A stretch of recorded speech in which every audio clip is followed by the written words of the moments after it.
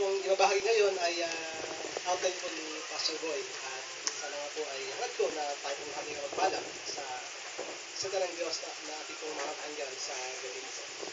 At bago tayo magsimula, tayo po dumako sa panalangin. Aming Diyos, sa gabi ito kami po lumalapit sa trono ng iyong biyaya upang patuloy po na humingi ng tulong sa aming pong pagbubulig-bulay ng iyong mga salita. Nawa kayo po ang patuloy na mahayag, matanghal sa gabi ito. At tulungan niyo po ang inyong lingkod na magpapahayag, magtuturo, kayo po ang patuloy na kayo ng biyaya na may pahayag ng may kalayaan ng iyong mga salita at walang anumang kamali. Sana Panginoon, kayo po ang mabigyan ng luwalhati sa inyong paghahayag ng itong mga salita. Kasi namin pinumit ang pangalan po namin ng itong mga salita sa alam po namin itong Panginoon Jesus. Amen. Ang text po natin pong pag-aaral ngayon ay sa aklat po ng unang Pedro, Kapitulo 1, verse 8 and 9. 1 Peter chapter 1, verse 8 and 9. Ang sabi po dito, hindi ninyo siya nakita, ngayon may inyong iniibig. Bagamat ngayon na hindi ninyo siya nakikita, ngayon may inyong sinasampalatayanan. At kayo'y nagagalak na may galak na hindi na may paliwanag at puspos ng kaluwalhatian. Ang title po ng ating pong pag-aaral ngayon ay Tanda ng Kaligtasan na sa Pagsubok. Paano po natin makikilala ang isang tao? Ating pong makikilala ang isang tao sa pamamagitan ng mga tanda o palatandaan sa kanya pong buhay. Maaring ang kambal ay mahirap kapag parehas ang itsura ay mahirap nating ma-distinguish kung sino doon ang panganay at ang bunso. Pero meron siyang mga palatandaan na maaari natin siyang makikilala. Ang isang puno, isang mabuting puno ay meron ding palatandaan na sa pamamagitan ng kanyang bunga. Kapag ang mabuting puno ay ating makikilala sa pamamagitan ng kanyang bunga at kapag ito ay matamis. Ang Kristiyano ay gayon din. Meron ding palatandaan, meron ding tanda ang isang Kristiyano. Lalo't higit kapag siya ay nasa ilalim ng pagsubok. Doon po lumalabas ang tunay nating kung totoo ba tayong Kristiyano kapag tayo po ay nasa ilalim ng pagsubok. Sa ating pong binasa sa aklat po ng Pedro, ang context po nito, ang mga Kristiyano po ay sila po ay nasa ilalim, nasa matinding pagsubok, nag-aapoy na mga pagsubok. Sabi nga po sa verse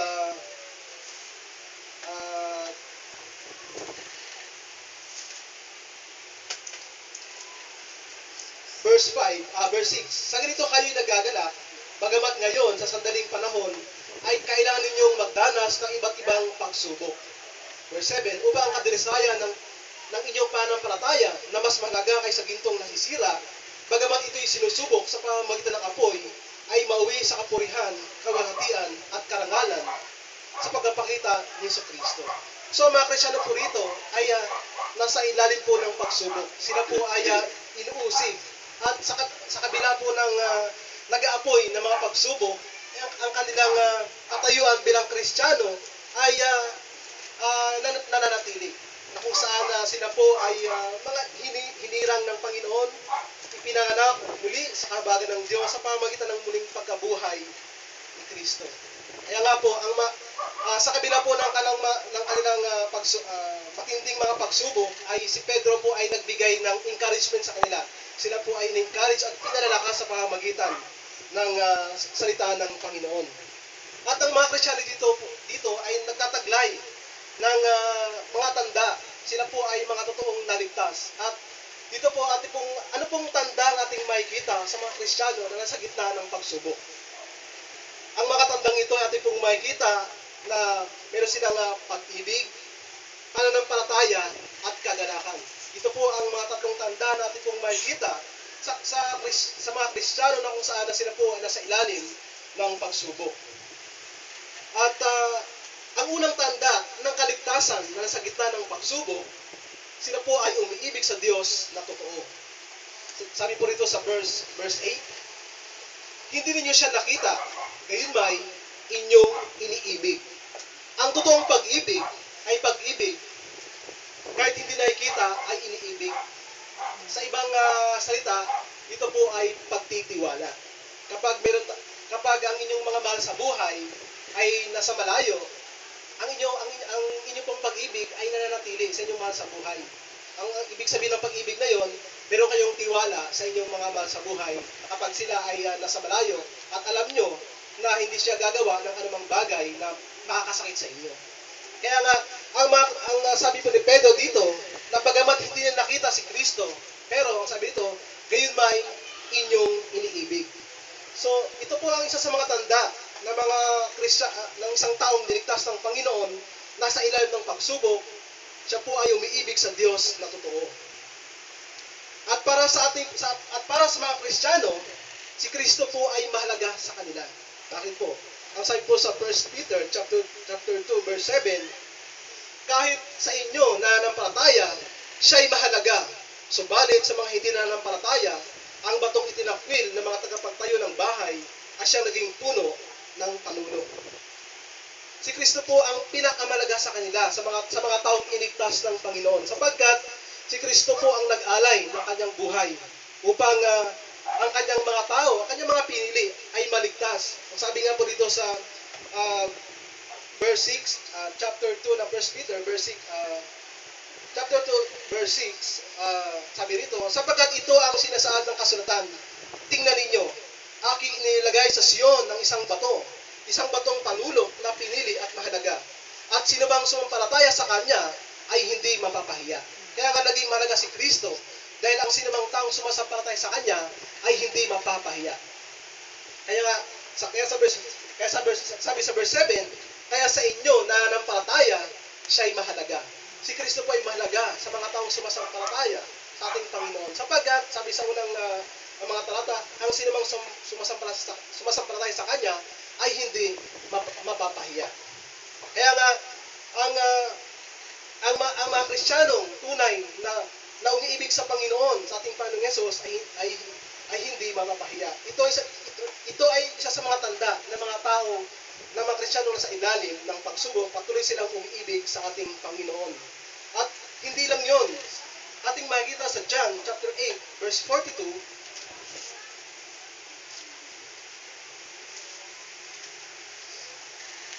John 8 chapter verse 42, ang sabi po dito,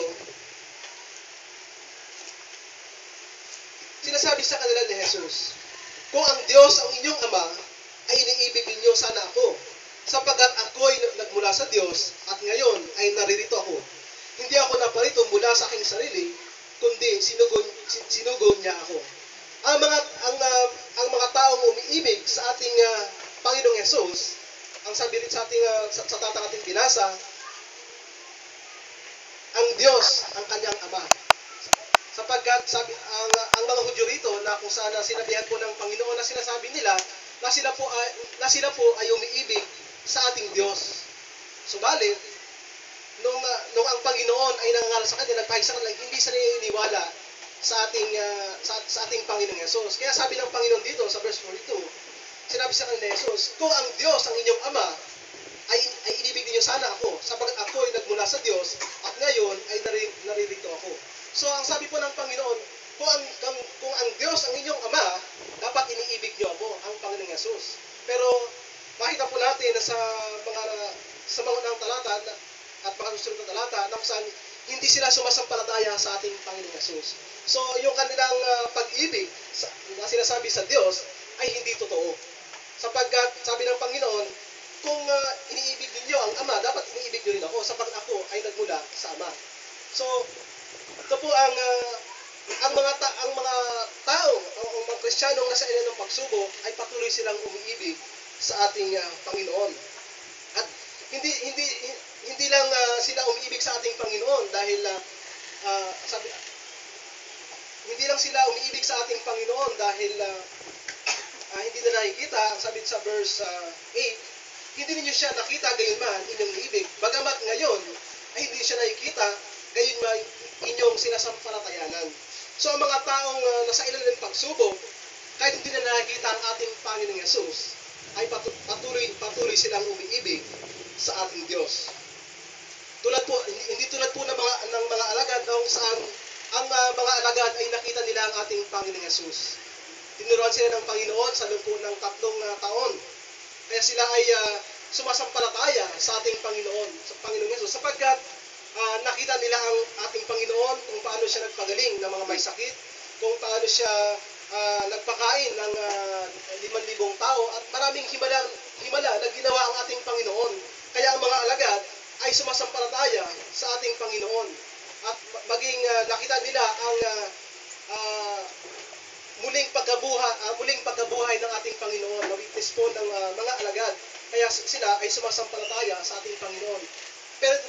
Pero dito po sa aklat ng Pedro, ang sabi po ni Pedro, kanyang kanyang pinalakas ang mga Kristiyano dito sa ating pong binasa, sapagkat sabi ni Pedro, hindi niyo nakita ang ating Panginoon, pero kayo ay umiibig sa ating Panginoon. Kaya ito ang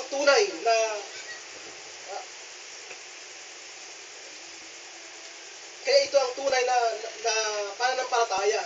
Ang mga alagad, nakita nila ang Panginoon kaya sumasampalataya. Pero sabi po ng Panginoon kay Thomas, nung siya ay nung muling mabuhay ang ating Panginoong Hesus, kung saan ang sabi po ni Thomas na kailangan niyang mahawakan ang sugat ng Panginoon sa kamay at sa agiliran.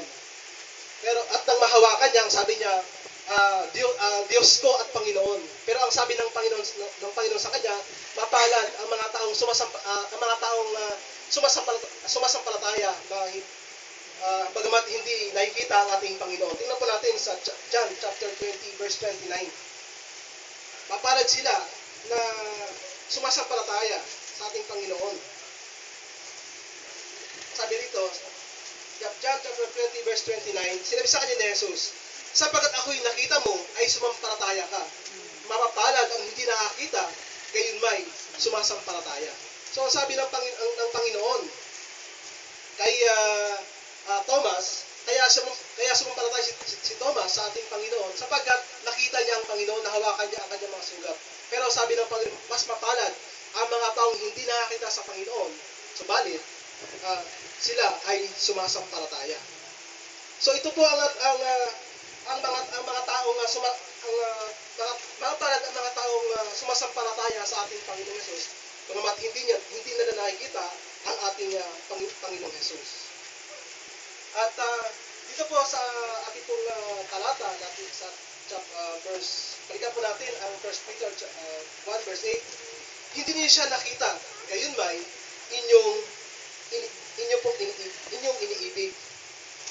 Iniibig natin siya dahil siya ang unang umibig sa atin. Kaya tayo nakakaibig sa ating Panginoong Hesus dahil sa ating Diyos, dahil siya ang unang umibig sa atin. Hindi tayo makakaibig sa ating Diyos sapagkat tayo po ay makasalanan.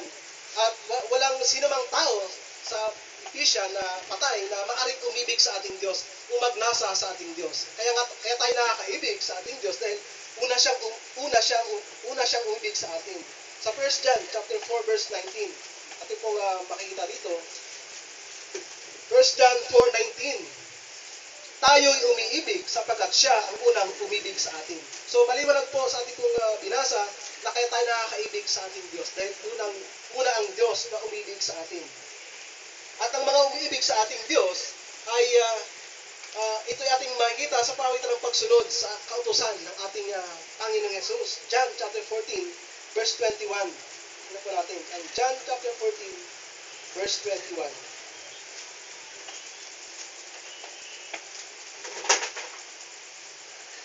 John 14 verse 21.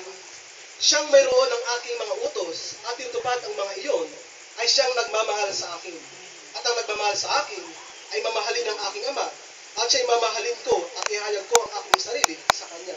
So dito po, maliwanag po sa ating pong binasa na kung saan ang tumutupad sa utos ng ating Panginoong Hesus ay siyang umiibig sa ating Panginoong Hesus. Kaya nga po mga kapatid, kung tayo ay totoong Kristiyano, na tayo nasa ilang ng mga pagsubok, ay patuloy natin, at kung sinasabi natin patuloy natin umiibig sa ating Diyos, dapat ang kanyang mga salita ay patuloy po nating sinusunod. Dahil po sa ating binasa, ang sabi nito, kung ating tinutupad ang kanyang mga utos, ay iniibig natin ang ating Panginoong Hesus. So ito po ang application ng ating pong pag-ibig sa ating Diyos. Ito nakikita sa pagsunod sa kanyang mga utos. Pero kung sinasabi natin iniibig natin ang Diyos, ngunit hindi naman tayo sumusunod sa kanyang mga utos, ay hindi totoo yung ating pag-ibig na ating sinasabi. At hindi lang po yun. Sa verse 24, ang sabi rito ng John chapter 14, verse 24, ang hindi nagmamahal sa akin ay hindi tumutupad sa aking mga salita. At ang salitang inyong narinig ay hindi akin, kundi sa amang nagsugo sa akin. So, aside po rito, ang hindi nagmamahal sa ating Panginoong Hesus ay hindi tumutupad sa kanyang mga utos. So, makita po natin mga kapatid na kung saan kapag tayo ay lumalabag sa utos ng ating Panginoon, ay hindi totoo yung ating pag-ibig sa Kanya. Yung ating sinasabing pag-ibig sa Kanya. Dahil sabi po ito, ang hindi nagmamahal sa akin ay hindi tumutupad sa Kanyang mga utos. So makita mga kapatid, ang totoong Kristiyano ay umiibig sa utos ng ating Panginoon. Ito ang tanda ng totoong pagiging alagad na sumusunod sa utos ng ating Panginoon. John chapter 13, verse 24. Ang sabi rito, John 13, verse 34 to 35, isang bagong utos ang sa inyong ibinigay ko, na kayo'y magmahalan sa isa't isa. Kung paano minahal ko kayo, magmahalan din kayo sa isa't isa. Sa pamamagitan nito ay makikilala ng lahat ng mga tao na kayo'y aking mga alagad kung kayo'y may pag-ibig sa isa't isa. So, ang sabi po ng Panginoong Hesus na kung kayo ay nagmamahalan sa bawat isa, makikilala ng bawat tao sa ating paligid na tayo nga ay totoong mga alagad ng ating Panginoong Hesus sapagkat nakikita ang pag-ibig sa ating kapwa. So ito po ang isa sa mga tanda ng isang isang Kristiyano na sa ina ng pagsubok, siya ay umiibig sa ating Diyos na totoo. Ang kanyang pag-ibig ay hindi pa ibabaw, kundi ang kanyang pag-ibig ay nakita sa kanyang gawa sa pamamagitan ng pagsunod sa mga utos ng ating Panginoong Hesus. Ang ikalawang tanda ng kaligtasan sa gitna ng pagsubok, sumasampalataya sa Diyos ng totoo. Tingnan po natin ang Peter chapter 1 verse 8. Hindi niyo siya nakita, gayon ba'y inyong iniibig. Bagamat ngayon ay hindi niyo siya nakikita, gayon ba'y inyong sinasampalatayanan. Ito po ang ikalawang tanda ng kaligtasan sa gitna ng pagsubok, sumasampalataya sa Diyos ng totoo. Ayon po sa Hebreo chapter 11 verse 1, ito po ang kahulugan ng pananampalataya.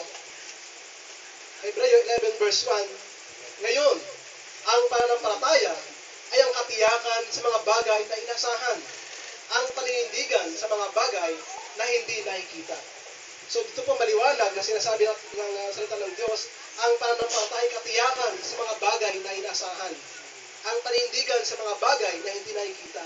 So hindi natin nakikita ang Diyos, ngunit tayo ay patuloy na naninindigan at nagtitiwala sa ating Diyos. Hindi natin nakikita ang Diyos, hindi natin nakikita ang kanyang mga pangako, pero tayo ay naniniwala, naninindigan sa kanyang mga pangako. Kaya ito ang kahulugan ng pananampalataya.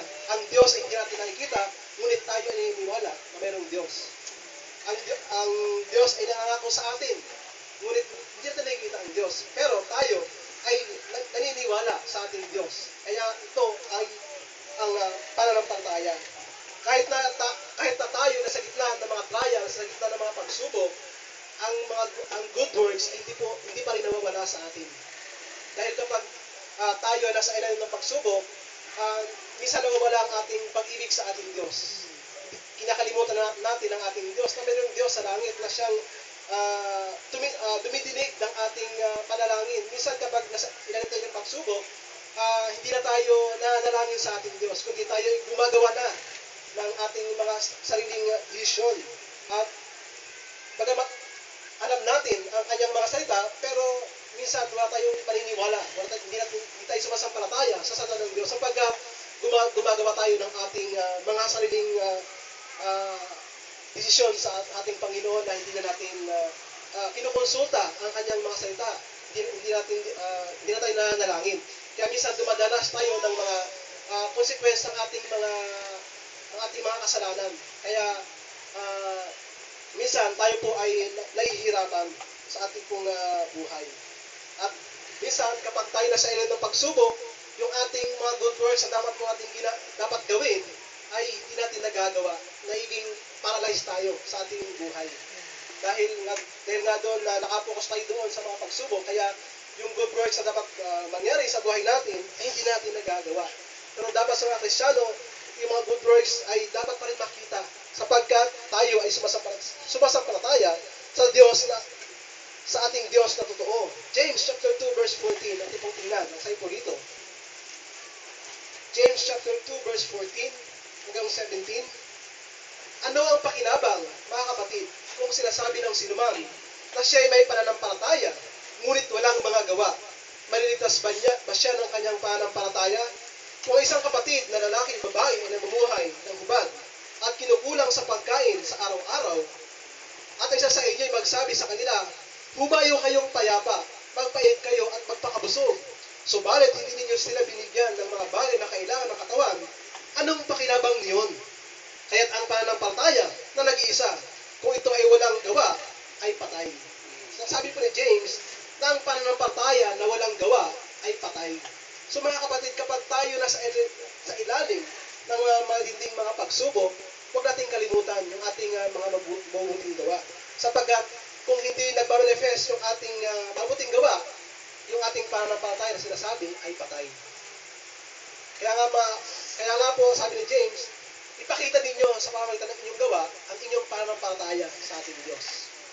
Kaya nga, hindi dapat na maparalyze ng ating pong mga pagsubok ang ating mabuting gawa, kundi patuloy na tayo ay sumagana sa ating mabuting gawa sa ating Panginoon. Sapagkat ang pananampalatayang ito ay hindi pakitang tao.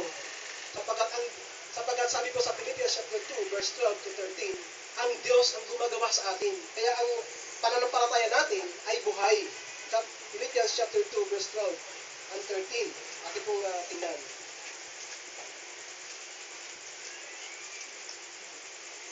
Ang sabi po dito, kaya nga mga minamahal ko, kung paano lagi ninyo akong sinusunod, hindi lamang sa harapan ko, kundi higit ngayon na ako'y hindi ninyo kasama, ay isagawa ninyo ang inyong sariling kaligtasan na may takot at panginginig.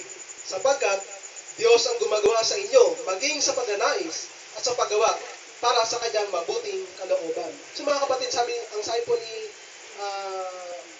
Pablo sa mga kapatid dito po sa Iglesia sa Pilipos na gawin ninyo ang inyong isagawa ninyo ang inyong sariling kaligtasan na may takot at panginginig. Ang pagkasagawa rito ay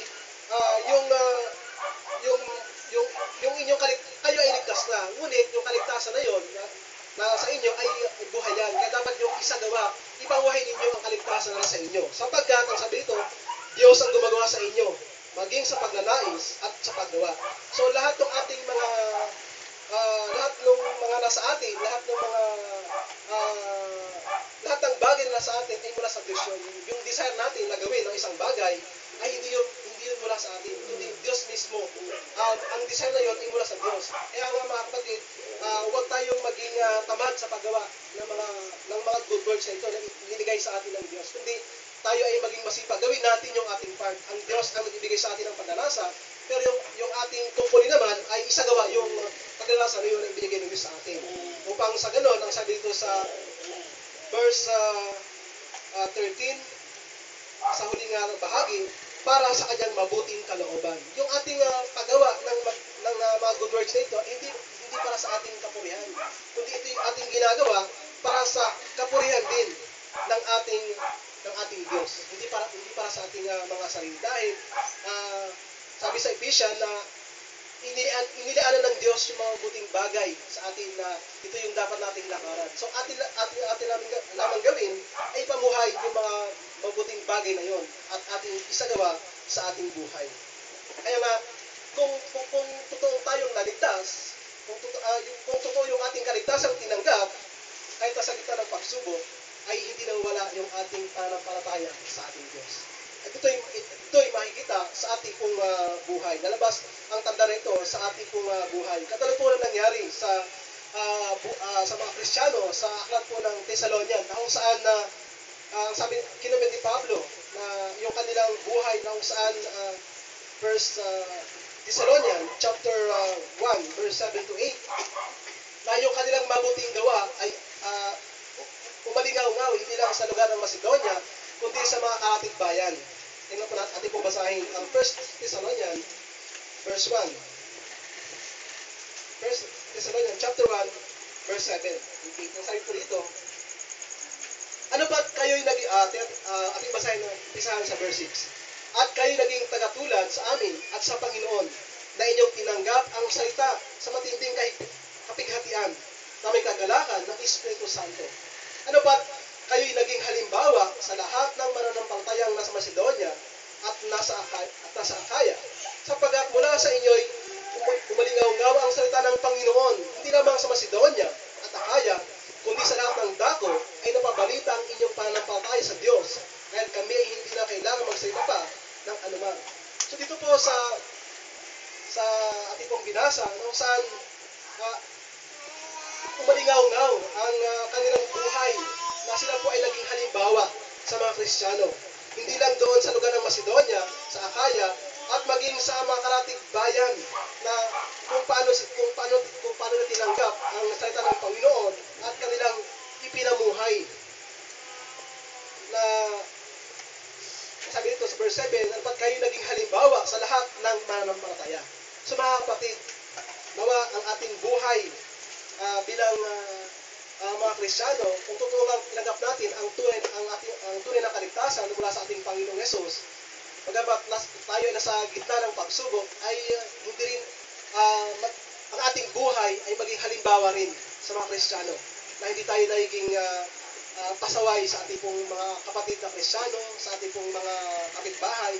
Nakikita nila ang halimbawa na masabi ng ating mga mahal sa buhay o ating mga kapitbahay na natutungang Kristiyano tayo. Dahil nakikita sa ating buhay na ang halimbawa na ang kaligtasan na binigay sa atin ay buhay, at nakikita ang pagbabago sa ating buhay. Dahil kung hindi nakikita ng ating mga mahal sa buhay ang pagbabago sa buhay natin, ay hindi rin sila maniniwala sa atin. Sasabihin nila, hindi naman totoong Kristiyano yan. Sabi nila, yan ba ang Kristiyano? So narinig natin kapag tayo ay hindi nakitaan ng magandang halimbawa, ay marinig natin, yan ba ang Kristiyano? So, masakit yun para sa atin. Para tayong sinaksak ng patalim kapag narinig natin, yan ba ang Kristiyano? Kaya nga mga kapatid, sana nga po sa buhay natin, na kahit na tayo nasa ilang ng pagsubok, ay patuloy tayong maging halimbawa na ating pananampalataya sa ating Panginoong Yesus ay totoo yung ating pananampalataya. Dahil kapag hindi nakita sa buhay natin ang bunga ng kaligtasan nating tinanggap, ay masisira o napupulaan yung ating pananampalataya. Kaya ang iba hindi na naniniwala sa atin, hindi na naniniwala sa Ebanghelyo dahil sa buhay natin hindi tayo naging halimbawa. Pero ang mga Kristiyano sa aklat sa Macedonia, bagamat 2 linggo lang silang pinayagan ni Pablo ang Ebanghelyo, pero nakita sa buhay nila na totoo ka silang sumampalataya sapagkat nakita ang pagbabago sa kanila pong buhay. So, ang tanda ng kaligtasan sa gitna ng pagsubok ay umiibig sa Diyos na totoo. Ikalawa, sumasampalataya sa Diyos na totoo.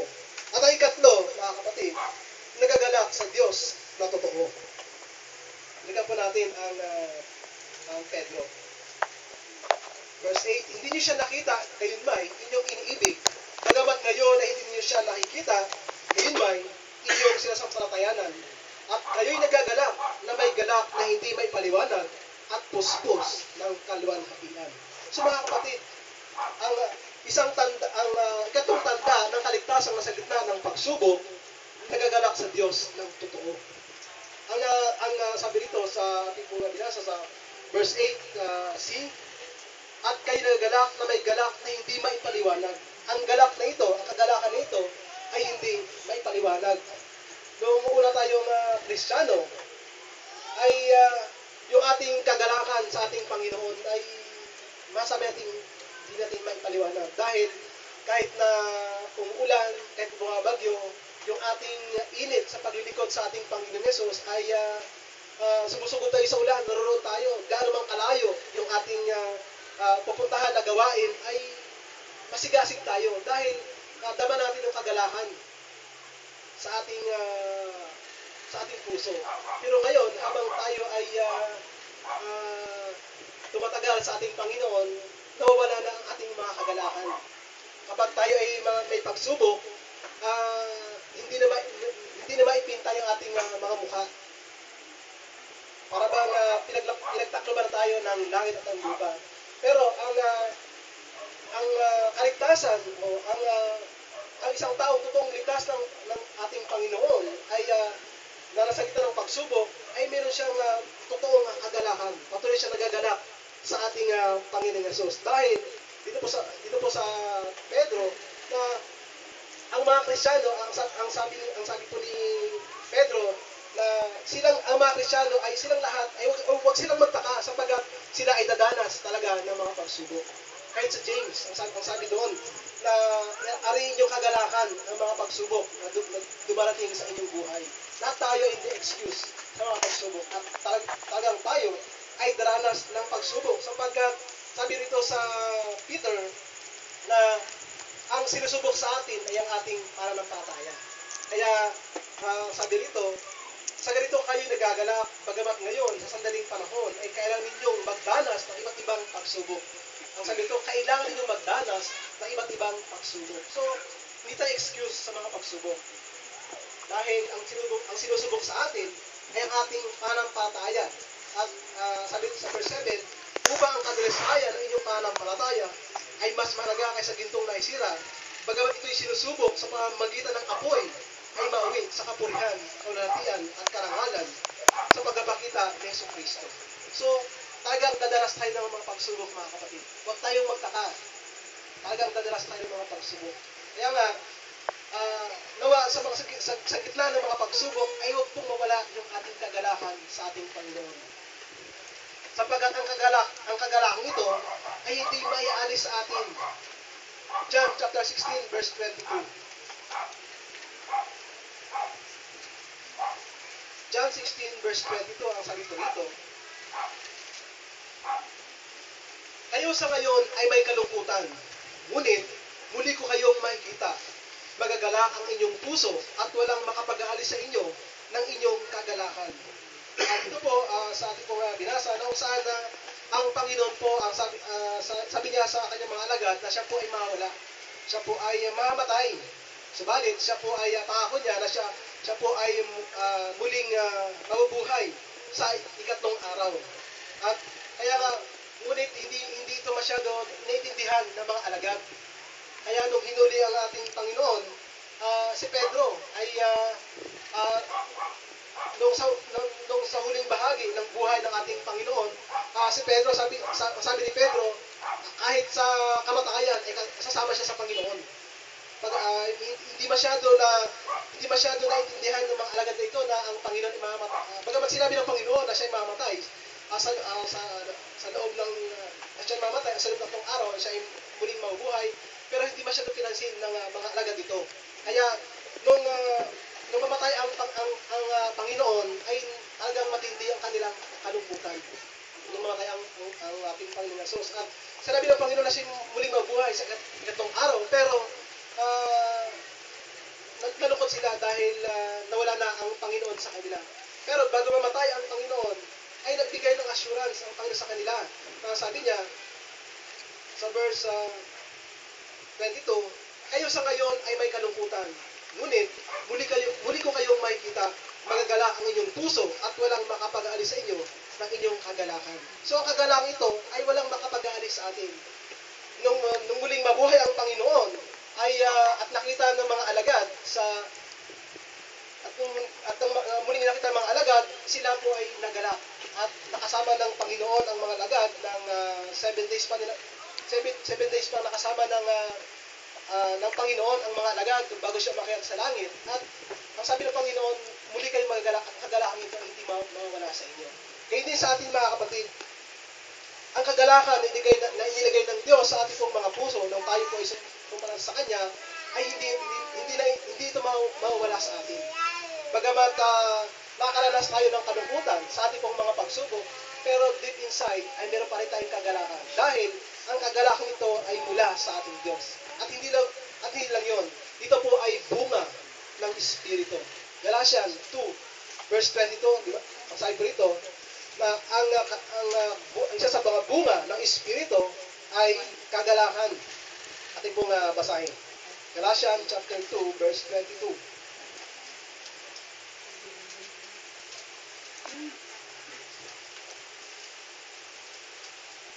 Galatians 5:22, subalit, ang bunga ng Espiritu ay pag-ibig, kagalahan, kapayapaan, pagtsatsaga, kagandahang loob, kabutihan, katapatan. So, isa po sa mga bunga ng Espiritu ay ang kagalakan. Kaya nga, ang ating kagalakan ay hindi na po mawawala. Bagamat meron tayong kalungkutan sa mga pagsubok na ating dinadanas, pero kapag tayo ay kapag tayo ay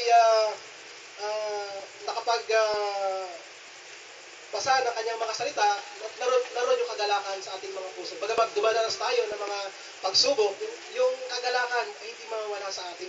Dahil pangako ng Diyos na ang mga pagsubok na ito ay talagang dadanasin natin. Kaya doon tayo nakakakuha ng comfort sa kanyang mga salita. Dahil sa kita may assurance ng Panginoon na ang mga pagsubok, may assurance ng Panginoon na tayo talaga dadanas ng mga pagsubok. At ang mga pagsubok na ito, kung saan po sa Corinthians, na hindi naman tayo bibigyan ng Panginoon ng mga pagsubok na hindi natin kakayanin. Kundi kung hindi natin kaya, siya rin ang gagawa ng paraan upang ating malagpasan ang mga pagsubok na ito. So, kapag tayo nasa ilo ng mga pagsubok, nalulungkot tayo dahil yung ating iba't iba yung ating mga karanasan sa pagsubok. Pero yung comfort natin, ang kanyang salita, na siya ang gagawa ng paraan upang malampasan natin ang mga pagsubok na ito. Kaya nga, kapag ating nabasa ang kanyang mga salita, ating nabulay, nanunumbalik yung ating kagalakan. Dahil kagalakan ito ay hindi nawawala, at ito ay isa sa mga bunga ng Espiritu. At ang kagalakan ito ay puspos ng kaluwalhatian. Ulit po sa ating pong text. Hindi niyo siya nakikita, gayon may inyong iniibig. Bagamat ngayon ay hindi niyo siya nakikita, gayon may inyong sinasampalatayan, at kayo nagagalak na may galak na hindi may paliwanag at puspos ng kaluwalhatian. So ang kagalakang ito ay puspos ng kaluwalhatian. Sabi po sa 1 Peter chapter 5, verse 4. Sabi ito, at sa pagpapakita ng punong pastol, tatagapin ninyo ang hindi mo kumukupas na putong ng kaluwalhatian. So mga kapatid, ito yung ating comfort na kahit na tayo dumadanas ng mga pagsubok dito, pagdating ng huling panahon, sa pagbabalik ng ating Panginoon, tayo po ay, sabi rito, verse 4, tatanggapin ninyo ang hindi kumukupas na putong ng kaluwalhatian. So, tatanggapin natin ang hindi kumukupas na putong ng kaluwalhatian ito sa pagbabalik ng ating Panginoong Hesus.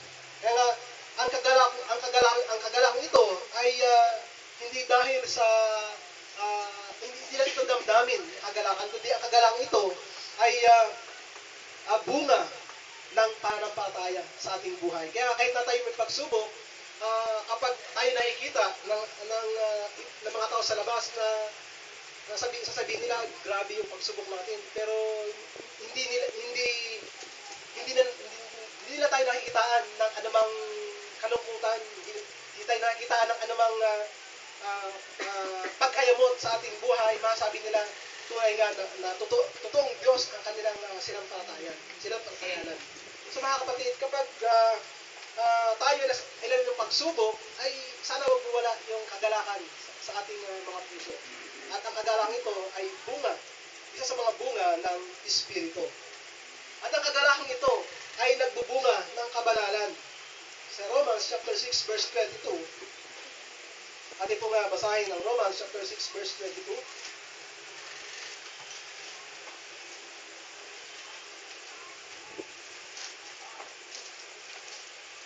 Subalit ngayong pinalaya na kayo sa kasalanan at naging mga alipin ng Diyos na nagbubunga naman ng kabanalan, ang kahiratnan ng buhay na walang hanggan.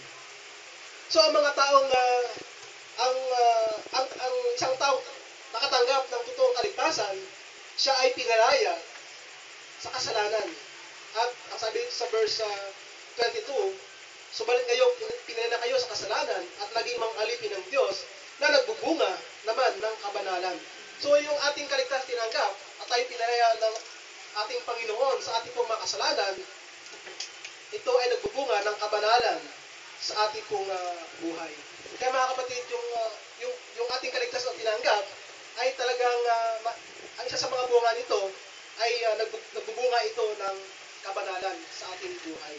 Kaya nga kapag kung ating isipin yung ating kalagayan nung una na tayo ay makasalanan nung hindi pa tayo Kristiyano, talagang kung ating iisipin yung ating mga gawa, ating mga buhay, ay masabi natin sobrang napakasama.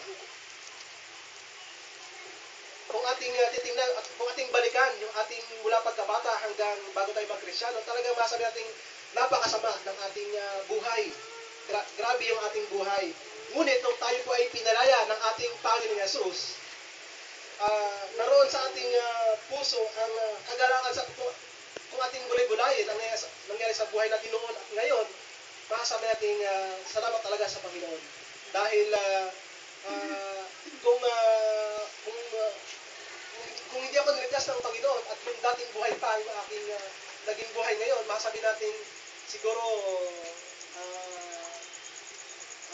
nasa ano na ako, lulong na ako sa alak, lulong na ako sa drugs, lulong na ako sa mga bisyo. Dahil kung wala ang Diyos sa buhay natin at yung ating lumang pagkatao pa ang ating ipamumuhay, masabi natin baka patay na tayo dahil masyado tayong abusado sa ating pong mga sarili. Wala tayong pakialam sa buhay natin. Ngunit, nung tayo ay pinalaya ng Diyos sa ating pong mga kasalanan at kung ating titingnan at yung estado ng buhay natin ngayon, masabi natin maupunin natin ang Diyos. At naroon ang kagalakan sa ating mga puso sapagkat talagang binago na tayo ng Diyos sa ating buhay. Wala na yung ating mga bisyo sa ating buhay na siyang magadala sa atin sa kapahamakan at magadala sa atin sa kapahamakan ng ating mga katawan. Kaya kung ating isipin yon, tayo ay magagalak at kung ating tingnan yung buhay natin ngayon ay tumutungo na nagbubunga na ito ng kabanalan. Pag sinabing kabanalan, umiiwas na tayo sa ating mga bisyo, umiiwas na tayo sa bagay sa mundo na kung saan hindi kalugod-lugod sa ating Diyos. So ito po ang tanda ng kaligtasan na sa gitna ng pagsubok. Una po, umiibig sa Diyos na totoo. Ikalawa, sumasampalataya sa Diyos na totoo. At ikatlo, nagagalak sa Diyos na totoo. Ano po ang implikasyon nito sa ating pong mga buhay? Ang pagsubok ay pagsubok sa ating pananampalataya kung ito ay totoo. Tulad po ng sinabi sa verse 6 ng verse 7 ng Pedro, upang ang kadilisayan ng inyong pananampalataya na mas mahalaga kaysa gintong naisira, bagamat ito'y sinusubok sa pamamagitan ng apoy, ay mauwi sa kapurihan at kalulatian at karangalan sa pagpapakita ng Jesucristo. So yung pagsubok na ating pong dinadanas ay ang totoong sinusubok dito ay ang ating pananampalataya. Kung ito nga ba ay totoo. Dahil kung paano ang ginto ay sinusubok sa pamamagitan ng apoy upang lumabas yung kanyang mga latak at lumabas yung tunay na ginto, gayon din yung ating mga pananampalataya. Iba't ibang pagsubok sa ating buhay na ating dinadanas. Sa panahon ni Pedro, ang kanilang pagsubok ay persecution. Sila inuusig ng kapwa nila Hudyo, sila po inuusig ng kanilang pong mga kamag-anak, sila pinapalaya sa kanilang tahanan. Kaya matindi yung kanilang mga pagsubok. Sa atin, yung ating pong pagsubok na dinadanas ay hindi persecution. Dahil wala namang umuusig sa ating pagiging Kristiyano. Yung ating mga pagsubok na dinadanas ay puro pansarili, puro personal. May mga ilan na tayo inuusig ng ating mga kamag-anak dahil sa tayo mga Kristiyano, pero kadalasan yung ating mga pagsubok at dinadanas ay puro personal. Kaya nga, ang pagsubok, ang sinusubok sa atin ay ating pananampalataya upang kung ang ating pananampalataya ay totoo. At dahil dito, sa pagsubok sa ating mga pananampalataya, lalo tayong umiibig sa ating Diyos, lalo tayong sumasampalataya sa ating Diyos, at lalo tayong nagagalak sa ating Diyos. Sapagkat alam natin na ang pagsubok na ating dinadanas, ang Diyos ang may kontrol nito sa mga pagsubok na ito. Ang Diyos pa rin ang gagawa ng paraan upang ating maligtasan ang mga pagsubok na ito. Kaya nga po, kung totoo yung ating pananampalataya, ito po ay lalo tayong umiibig sa ating Diyos, lalo tayong sumasampalataya sa ating Diyos, at lalo tayong nagagalak sa ating Diyos. Ikalawang implikasyon nito sa ating buhay, ang pagsubok ay pagsubok sa ating mga gawa. Tulad po ng ating pinag-aralan kanina, na yung mga pagsubok na ating dinadanas ay hindi lang pananampalataya natin ang sinusubukan, maging yung ating mga gawa. Totoo ba yung ating pananampalataya? Dapat, sabi nga ni James, dapat may bunga ito ng gawa. Ipakita ninyo ang inyong pananampalataya sa pamamagitan ng mabuting gawa. Dahil kung walang gawa yung ating pananampalataya, sabi ni James, ito ay patay na pananampalataya. Kaya mga kapatid, sa gitna ng pagsubok, nakikita yung ating totoong pagiging Kristiyano. Tayo pa ba ay gumagawa ng mga good works? At ang mga good works na ito ay hindi lang doon sa pagtulong sa ating mga kapwa, kundi ang mga good works na ito ay yung mga means of grace na ibinibigay sa atin ng Diyos, ang mga pagsamba, ang mga pulong panalangin, ang mga personal devotion, ang pagbabasa ng kanyang mga salita. Ito yung mga good works na inihanda ng Panginoon sa atin na dapat po ating gawin. Pero ating napapansin, kapag tayo may pagsubok, ating kinakaligtaan ang mga good works na ito. Ayaw na nating dumalo, ayaw na nating makinig ng kanyang salita, ayaw na nating makipag-fellowship sa ating kapwa. Pero kung totoo, yung ating parang tinanggap sa ating Panginoon, mga kapatid, huwag po nating panghinayaan na tayo dumalo sa mga prayer meeting, huwag nating panghinayaan na dumalo sa mga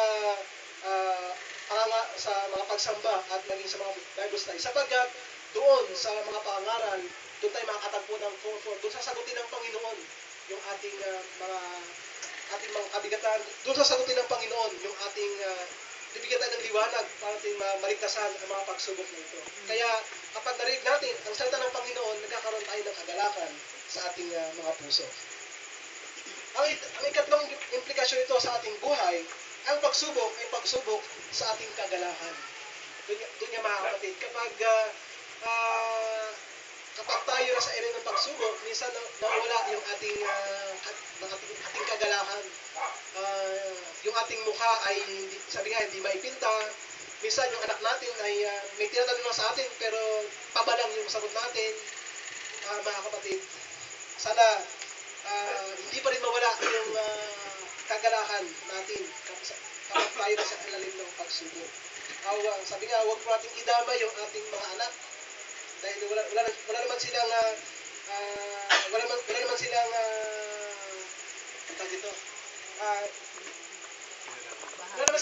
kinalaman doon sa pagsubok natin. Pero nadamay sila dahil sa nawawala yung kagalakan natin, yung ating pagsagot sa kanila, pabalang, yung ating mga kilos ay isang panagod na. So, mga kapatid, sana wag mawala sa atin ang kagalakan ito na pinagkaloob ng ating Panginoon sa atin. Sapagkat ito'y bunga, isa sa mga bunga ng pananampalataya. At hindi lang pagsubok sa ating mga gawa at maging sa ating kagalakan, ang ikaapat na implikasyon nito ay ang mga masama ay lalong magpapakasama at sila'y padalhan ng Panginoon ng pandaraya. So, makikita dito mga kapatid, na kung hindi totoo yung ating pananampalataya sa ating Panginoon. Kung hindi totoo yung kaligtasan na ating tinanggap, ay darating ang panahon na lalo pa tayong magpapakasama sa ating buhay. Baka sabihin natin imbis na makikita ang pagbabago sa buhay natin, ay lalo pa tayong lalo pang lumala yung ating buhay. Bakit po? Dahil hindi totoo yung kaligtasan na ating tinanggap, at tayo ay nagpo-profess lamang na umiibig tayo sa ating Diyos, nagpo-profess lamang na tayo sumasampalataya sa ating Diyos, ngunit hindi nakikita sa ating mga gawa. So, mga kapatid, kapag tayo nasa ilalim ng pagsubok, huwag po nating hayaan na mawala yung ating pag-ibig sa ating Diyos. Huwag po nating hayaan na mawala yung ating pananampalataya sa ating Diyos. Huwag po nating hayaan na mawala yung ating kagalakan sa ating Diyos. Kundi, kapag tayo nasa ilalim ng pagsubok, patuloy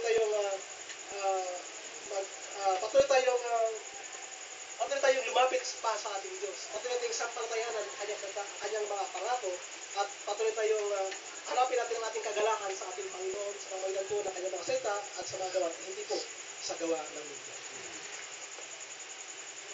Tayo po ay manalangin.